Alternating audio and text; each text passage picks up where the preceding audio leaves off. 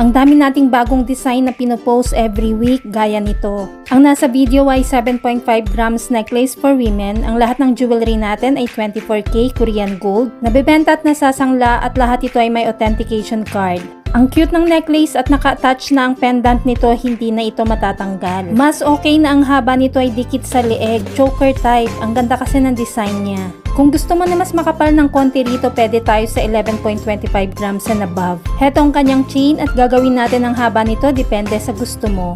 Adjustable naman ang dulo ng ating chain kaya kahit saan ay pwede mo itong isabit. Meron din magandang hikaw na pwede mong i-partner dito para set sila. Heto mismo ang ating necklace sa 7.5 grams sa 40 cm.